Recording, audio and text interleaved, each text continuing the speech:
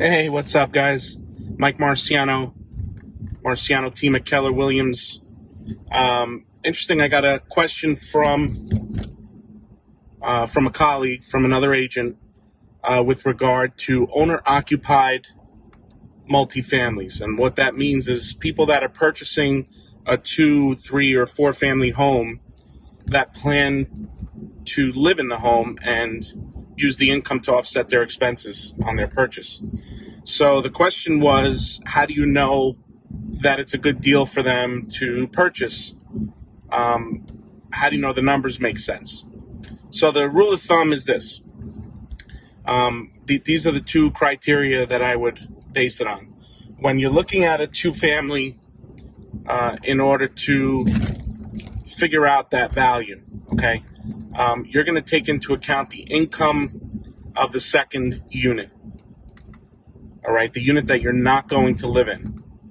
All right, and if you're going to be living in a 3-bedroom apartment, for instance, and after that income comes in, you're spending less money on that 3-bedroom apartment than you would if you were renting it,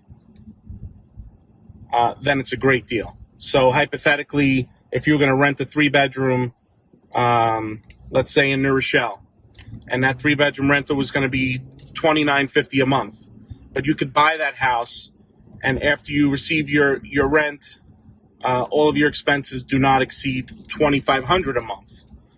You're basically saving $450 a month that you wouldn't pay, right, in the difference. And in addition to that, you're getting tax incentives for ownership, which would be interest that you're paying on your mortgage and a piece of your property taxes that you'd be paying. So you should consult a CPA and they'll explain to you that savings. But you need to understand that even if you're $450 a month less on that purchase than you would be on the rental, you're also saving additional money. So that is a great opportunity to purchase something and build equity versus paying somebody else's mortgage. Now, the second thing that I like to look at when I deal with the multifamily owner occupancy is that once you vacate that property and you decide to move on to another home, you want to make sure that the rent that you're collecting is going to cover all of the costs of the house. Okay, it's not necessarily going to be a positive cash flow property, but it must completely cover the cost of that house.